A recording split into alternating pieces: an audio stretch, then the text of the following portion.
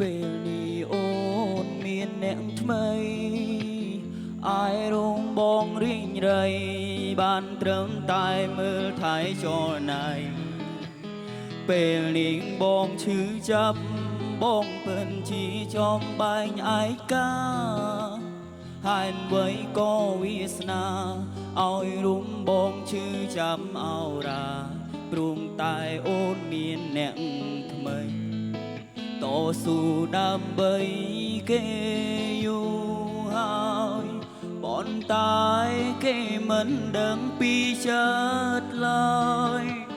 ហេតុអ្វីទៅហេតុអ្វីអូនមានអ្នកថ្មីហើយអ្វីក៏អូនលួចមានអ្នកថ្មីទុកឲ្យបងឯការីងរើ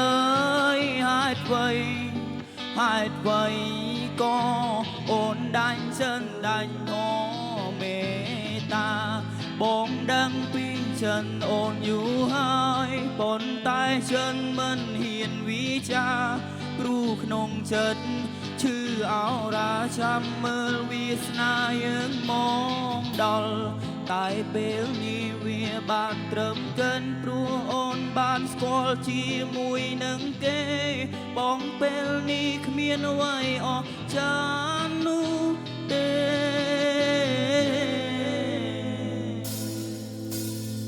ជំរាបសួរបាទអរគុណបងប្អូនខាងព្រៃវែងមែនទេជួយច្រៀងជាមួយនឹងខ្ញុំទាំងអស់គ្នា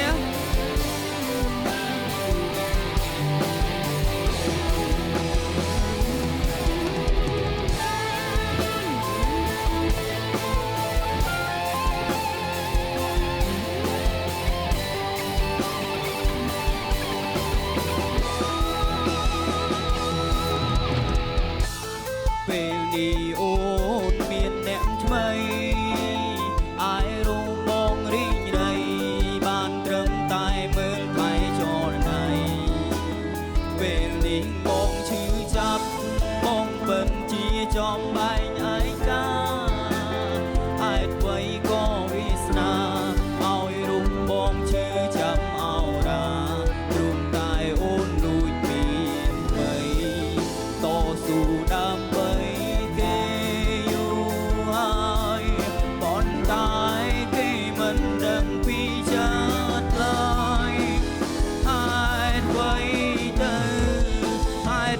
អូនមានអ្នកថ្មីសូមម្ដងទៀតបែនវិញ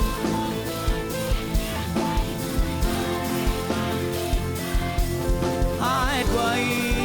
ហេតុអ្វីក៏អូនដាញ់ចិនដាញ់ខមេតា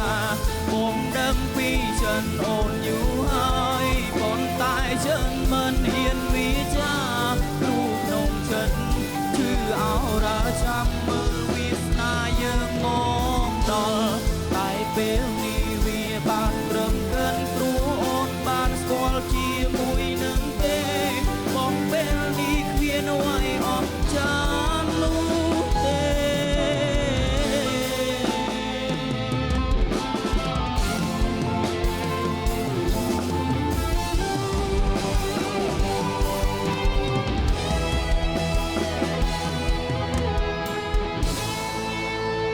សូមសំឡេងមកទៀតមកបាទ